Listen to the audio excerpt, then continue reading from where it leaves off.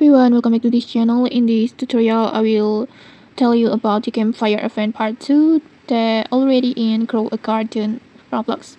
And here's everything you need to know about Barnaby new missions.